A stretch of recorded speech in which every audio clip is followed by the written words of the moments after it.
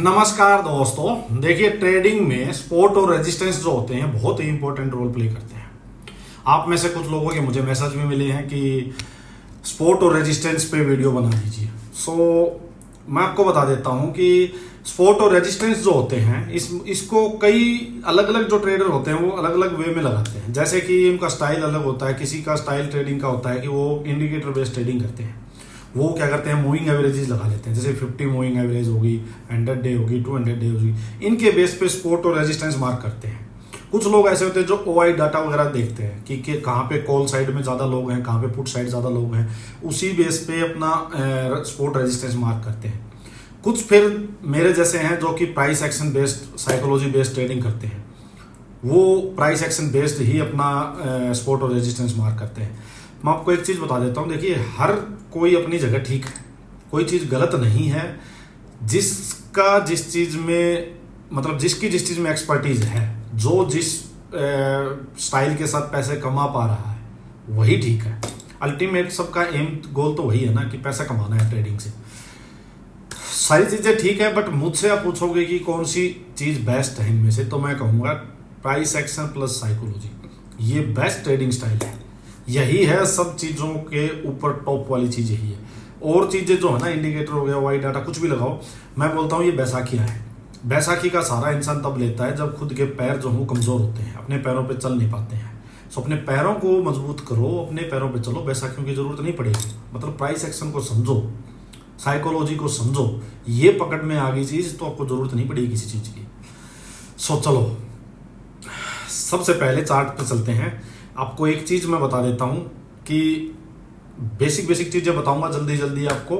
Main चीज़ें आप pen और पेपर ले लो, नोट करते जाओ और साथ साथ लिखते जाओ, वीडियो ज़्यादा लंबी ना बने। सबसे पहला काम क्या करना है, जो आपका चार्ट है ये बिल्कुल क्लीन होना चाहिए। इस चार्ट पे कोई भी आप टेढ़ी मेढ़ी ऊपर दाएं बाएं ट्रेंड लाइन मार के मत रखो। ट्रेडर की पहली गलती ये होती है कि वो बहुत सारी ट्रेंड लाइन मारता है, 5 मिनट, 15 मिनट, 1 घंटा, डेली, वीकली, हर टाइम फ्रेम पे लाइन मार देता है। इतने इंडिकेटर बीच में घुस जाते हैं, इतनी मूविंग एवरेजेस घुस जाते हैं, समझ नहीं आता कि कौन सी एंट्री है, कौन सी एग्जिट है, कहाँ सपोर्ट है, कहाँ रेजिस्टेंस, समझ नहीं आता। सबसे पहला तो ये जो माया जाल, जो मकड़ी का जाल बिछा के रखा है, इसको क्लीन कर दो। एक भी ट्रेंड लाइन नहीं, एक भी इंडिकेटर नहीं, कुछ नहीं, ऐसा चार्ट जैसा मेरा है, बिल्कुल क्लीन चार्ट, ठीक है। नंबर 1 चीज, अब चार्ट ऐसा रख के आपको अपना व्यू बनाना है। आपका व्यू बनाना है कि मार्केट का व्यू क्या है, ट्रेंड अप ट्रेंड है, डाउन ट्रेंड है, या मार्केट साइडवेज है। क्लियर। अब बात आती है कि टाइम फ्रेम कौन सा यूज करें। देखिए टाइम फ्रेम का ऐसा है कि अगर आपका व्यू है पोजिशनल, अगर आपका व्यू है कुछ मंथ्स का, आपके टारगेट्स जो है वो कुछ मंथ्स के हैं, तो आपका जो टाइम फ्रेम होना चाहिए वो मंथली टाइम फ्रेम में आप सेटअप ढूंढोगे। मंथली टाइम फ्रेम में सपोज कीजिए आपको मिला ब्रेकआउट, तो मंथली में जब ब्रेकआउट मिल गया, ब्रेकआउट हो चुका, तब आप एक स्मॉलर टाइम फ्रेम में आके एंट्री लोगे आप स्मॉलर टाइम फ्रेम में आके। ऐसे ही मान लीजिए आपका कुछ वीक का आपका व्यू है, जो आपका टारगेट्स हैं वो कुछ वीक के हैं, 1 वीक 2 वीक, तो आप वीकली टाइम फ्रेम में आके आप अपना सेटअप ढूंढोगे, एंट्री लोगे डेली में आके। जैसे देखो यहाँ पे मान लो ये ब्रेकआउट हुआ था, ये जो कैंडल थी लास्ट बेरिश वेपन था, ये बुल्स, ये बियर्स का, यहाँ पे फिर 1 2 3 4 वीक का कंसोलिडेशन हुआ। इस कैंडल ने बढ़िया ब्रेकआउट किया था, इसने ब्रेकआउट किया तो आपकी जो सपोर्ट हो गई अब वो इस कैंडल का लो हो गया, ये अल्टीमेट सपोर्ट है। इसका मतलब है कि ये जो बायर्स का वेपन था वो ये था, इन्होंने ब्रेकआउट करवाया था। तो अगर इसका लो निकल जाता है, इसके लो के नीचे मार्केट क्लोज हो जाती है, तो इसका मतलब है कि वो बायर्स का जो कंट्रोल था वो चला गया मार्केट से, व्यू ही चेंज हो गया। अब जो बायर्स का व्यू था, बुलिश व्यू था, वो चेंज हो गया मार्केट में अगर इसका लो निकल जाता है तो। हाँ, सपोर्ट ये यहाँ से जो ये कंसोलिडेशन हुई है, इसका अपर पार्ट जो है ये सपोर्ट का काम करेगा स्ट्रॉन्ग। इसके पास जब भी प्राइस आएगा यहाँ से एग्रेसिव बाइंग स्टार्ट होगी, बट यहाँ से व्यू ही चेंज हो जाएगा, यहाँ से व्यू ही चेंज हो जाएगा। तो ये अल्टीमेट सपोर्ट हुई। अब जिसको वीकली के अकॉर्डिंग यहाँ बाई करके जिसने बैठा है, जो वो मार्केट चलती रहेगी जब तक ये नहीं निकल रहा है, वो बैठा रहेगा। अब क्या होगा, मार्केट जैसे जैसे 1 वीक ऊपर क्लोज करती जाएगी, वो अपने इस यहाँ से यहाँ स्टॉप लॉस ले आएगा, फिर यहाँ ले आएगा, यहाँ ले आएगा, फिर इस कैंडल के नीचे ले आएगा, ऐसे कर इनके नीचे, मतलब जब तक किसी भी एक कैंडल का लो ब्रेक नहीं हो रहा है, वो अपना स्टॉप लॉस उसको ट्रेल करता जाएगा। तो उसकी सपोर्ट जो है वो बढ़ती जाती है। पहले सपोर्ट यहाँ थी, फिर यहाँ आ गई, फिर यहाँ आ गई, फिर यहाँ आ गई, ऐसे उसका प्रॉफिट बढ़ता जा रहा है। जिस दिन एक लास्ट वीक की किसी भी कैंडल का लो निकल जाएगा वो अपना ट्रेड से एग्जिट हो जाएगा। एक तो ये वे होगा कि आप स्पॉट ऐसे मार्क कर सकते हो।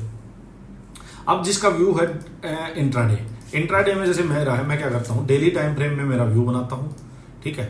इसको सपोर्ट करता है वीकली में अगर बुलिश है, फिर डेली में मैंने देखा कि कहाँ मेरे को सेटअप मिला। जैसे यहाँ मार्केट बुलिश थी वीकली में, ये कंसोलिडेशन हुआ था, कंसोलिडेशन के बाद यहाँ कंसोलिडेशन के बाद इसने ब्रेकआउट किया, तो मैं यहाँ से बुलिश था, मैं बुलिश ही लूंगा। यहाँ से एंट्री में जाके लेता हूँ 5 और 15 मिनट में। डेली में ब्रेकआउट मिल गया मेरे को, 5 और 15 में जाके मैंने एंट्री ली। तो मेरी जो सपोर्ट और रेजिस्टेंस मार्क करता हूं वो करता हूं 15 मिनट में। हर दिन की कैंडल का, डे कैंडल का लो और हाई, ये बहुत इंपॉर्टेंट सपोर्ट और रेजिस्टेंस होते हैं। लो सपोर्ट, रेजिस्टेंस ऊपर हाई, ये बहुत इंपॉर्टेंट होते हैं। 15 मिनट में जाके मैं सपोर्ट और रेजिस्टेंस मार्क कर लेता हूँ। एक तो डे लो, एक हाई। अगर बीच में 15 मिनट में कहीं कोई रेंज बनी है, कोई भी इंपॉर्टेंट रेंज बनी है, कोई हायर लोज बना है, तो उसके बेस में 15 मिनट में सपोर्ट और रेजिस्टेंस मार्क करता हूँ। उन्हीं के बेस में ट्रेड करता हूँ मैं। 5 मिनट या फिर मतलब अलग अलग टाइम फ्रेम में अलग चीजें नहीं करता हूँ। सिंपल ये ध्यान रखता हूँ कि व्यू क्या है। व्यू बुलिश है। एक चीज और बताता हूँ, व्यू बुलिश है, यहाँ से मार्केट अप गई, ये ऐसे आई, ये ऐसे आई, यहाँ से आई। अब ये सपोर्ट और रेजिस्टेंस आपको देखने का होती है, ये भी बहुत इंपॉर्टेंट चीज होती है। अब व्यू मेरा बुलिश है, तो व्यू बुलिश है तो मैं सपोर्ट ज्यादा देखूंगा कि मार्केट के, जैसे यहाँ से मेरा व्यू बुलिश था, तो मार्केट जैसे यहाँ आई, मेरे को पता है यहाँ आई, तो यहाँ से मार्केट में चाहे रेड कैंडल बन रही है, लेकिन मैं यहाँ आके बेयरिश नहीं हो सकता। मेरे को पता है यहाँ पे एग्रेसिव बाइंग आएगी, वही आई। देखो यहाँ से एकदम से मार्केट में कितनी जबरदस्त बाइंग आई, मार्केट ने यहाँ तक का हाई मार दिया। तो मैं सपोर्ट, जब मार्केट का अप ट्रेंड में हो मार्केट, तो आप सपोर्ट ढूंढो। जब मार्केट डाउन ट्रेंड में हो, जब मार्केट यूं हो, लोअर हाई, लोअर लो, लोअर हाई, लोअर लो, ऐसे हो मार्केट, जब बेरिश हो, तो आप रेजिस्टेंस ढूंढो।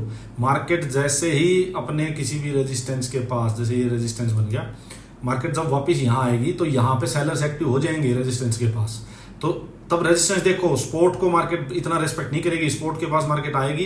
ये जैसे यहाँ से देखो, इन्होंने ब्रेक कर दिया स्पोर्ट को, ये स्पोर्ट थी, इसने ब्रेक किया, यहाँ थोड़ी देर रुकी होगी, इसको ब्रेक कर देगी, फिर ऊपर जाएगी, इस स्पोर्ट के पास मार्केट थोड़ी देर आएगी, इसको ब्रेक कर देगी।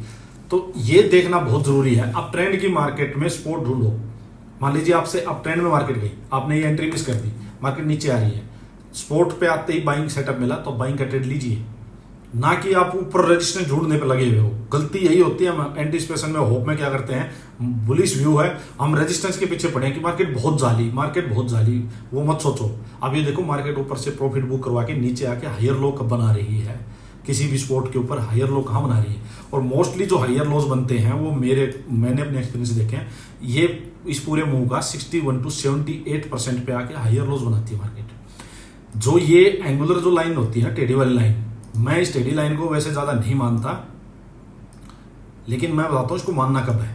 इसको मेरे एक्सपीरियंस से जो मैं मानता हूँ वो ये मानता हूँ, अब ट्रेंड की मार्केट में मैं इसको सपोर्ट के लिए यूज करता हूँ कि ये जो हायर लोज बनते हैं, ये लो बना है, मान लीजिए ये लो है, फिर ये हायर लो बना, ये हायर लो बना, तो ये हायर लोज को कनेक्ट करती है ये लाइन, इसलिए मैं इसको मारता हूं। मैं इसको टॉप पे नहीं मारता। अप ट्रेंड में मैं इस लाइन को रेजिस्टेंस के लिए यूज नहीं करूंगा।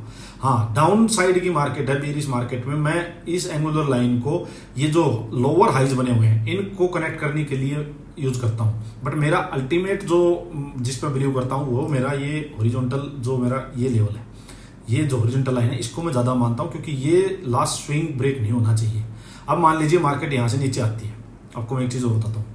अब मान लीजिए मार्केट यहां से नीचे आई, नीचे आके इस जो ये एंगुलर लाइन है, जो टेढ़ी लाइन है, इसके पास आके मार्केट को हायर लो बनाना चाहिए। यहां थोड़ा रुक के मार्केट को वापस अपसाइड जाना चाहिए। लेकिन मान लीजिए मार्केट ने इसको ब्रेक कर दिया, देखो मान लीजिए मार्केट ने इसको ब्रेक कर दिया, इसको ब्रेक कर दिया, तो ऐसा नहीं है मैं यहाँ ब्रेक करते यहाँ बेयरिश ट्रेड ले लूंगा, नहीं, कि ये ट्रेंड लाइन टूट गई तो बेयरिश। ट्रेंड लाइन का कोई सीन नहीं है भाई, कोई सौदा नहीं है ट्रेंड लाइन का।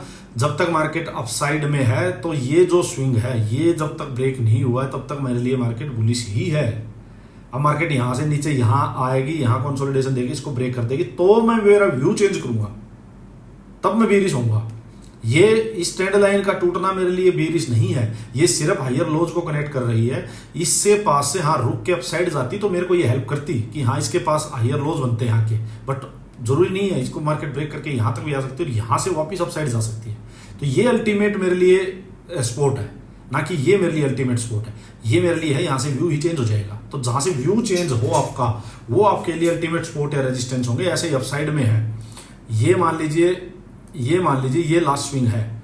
अब मार्केट अपसाइड यहां जाती है, अब मान लीजिए यहां से अपसाइड यहां जाती है, तो होना तो क्या चाहिए कि इस ट्रेंड लाइन को मार्केट रेस्पेक्ट करे, यहां से सेलर्स एक्टिव हो जाएं और मार्केट वापस नीचे आ जाए यहां से मेरी सेटअप देके। पर मान लीजिए मार्केट ने नहीं किया, यहां चली गई, तो मैं यहां ऐसा नहीं इसके ब्रेक होते ही मैं बुलिश ट्रेड ले लूंगा, नहीं बुलिश ट्रेड नहीं लूंगा। मेरे लिए सपोर्ट ना रेजिस्टेंस अल्टीमेट है, वो यही स्विंग है लास्ट यहां है। अगर इसको ब्रेक कर दिया तब मेरा व्यू चेंज हो जाएगा, बेरिश व्यू से मैं बुलिश हो जाऊंगा फिर। तो ये जब तक ब्रेक नहीं हुआ तब तक मैं बुलिश ट्रेड नहीं ले सकता। हो सकता है मार्केट यहां जाके और यहां से नीचे आए तो भी मेरा सेम ही व्यू है। तो ये चीज ध्यान रखनी है बस कि आपको ले कहां रहे हो। हाँ, मार्केट अगर साइडवेज है तो सपोर्ट भी मार्क करो, रेजिस्टेंस भी मार्क करो। रेजिस्टेंस से नीचे का ट्रेड मिलता है तो नीचे का लो, सपोर्ट पे निकल जाओ। सपोर्ट पे से कंसोलिडेट होकर आप साइड का ट्रेड मिलता है तो ऊपर का ट्रेड लो, बाइंग साइड का ट्रेड लो, रेजिस्टेंस पे निकल जाओ। तो ये व्यू रखो आप मार्केट में, ट्रेंडिंग मार्केट है या साइडवेज मार्केट है, उसी के बेस पे सपोर्ट है रेजिस्टेंस मार्क करके रखो। एक चीज और है कि कुछ लोग क्या करते हैं, जो ये होल नंबर्स होते हैं ना, जैसे 53,000, 53,500, 54,000, ये भी सपोर्ट और रेजिस्टेंस का काम करते हैं, क्योंकि इन होल नंबर्स पे काफी बड़ी पोजीशन बनते हैं। जो बड़े बड़े प्लेयर्स होते हैं ना, जो कि सेलिंग करके बैठते हैं दूर दूर के, वो ये 500 नंबर के गैप पे, बैंक निफ्टी में 100 के गैप पे, जैसे 23,000, 23,100, 23,200 ऐसे। बैंक निफ्टी का बताता हूं मैं, जैसे 53,000, 53,000, 53,500, इन लेवल्स पे वो हैवी सेलिंग करके बैठे रहते हैं दूर दूर से। तो ये सपोर्ट और रेजिस्टेंस का काम करते हैं। और ओआई डाटा भी ऐसे करता है। ओआई डाटा मैं एक्सपायरी वाले दिन जैसे देखता हूं, मान लीजिए मार्केट अभी 52,600 है, लेकिन एक्सपायरी वाले दिन मैं देखता हूं कि 52,500 पे पुट साइड में बहुत ज्यादा सेलिंग हो रखी है, पुट राइटर बहुत ज्यादा है। तो मेरे को पता है कि यार पुट राइटर ज्यादा है अगर 53,500 पे और कॉल साइड में लोग कम है, तो इसका मतलब मार्केट को अपसाइड ले जाना चाह रहे हैं ये लोग। तो ये मेरे लिए सपोर्ट बन गया, लेकिन ये सिर्फ एक्सपायरी वाले दिन देखता हूं मैं, बस और नहीं देखता हूं। अदरवाइज मैं प्राइस एक्शन पे ही रहता हूं। तो ये चीज मेरी ध्यान रखो, सपोर्ट और रेजिस्टेंस को कहां देखना है। अल्टीमेट सपोर्ट रेजिस्टेंस वो है जो जहां से व्यू चेंज हो जाए। हाँ, इंट्राडे जो लोग करते हैं उनके लिए सिंपल है यार, डे का हाई लो, डे का लो लो। मार्केट ट्रेंडिंग है, हाई ब्रेक हुआ, अपसाइड का ट्रेड कंटिन्यू रखो। मार्केट अगर आप ट्रेंड किया तो बेरिश ट्रेड ज्यादा मत ढूंढो, रिवर्सल का ले सकते हो, ज्यादा ट्रेड मत ढूंढो। नीचे आए सपोर्ट ढूंढो, सपोर्ट से वापस ट्रेड लो। अगर मार्केट बेरिश है तो उस अकॉर्डिंग ट्रेड लो, साइडवेज तो उस अकॉर्डिंग ट्रेड लो, बस सिंपल। और अगर कोई इसमें कुछ और बचा तो मैं अलग वीडियो बना दूंगा। आज के लिए चलो इतना ही रखते हैं, वीडियो लंबी बन रही है। Thank you.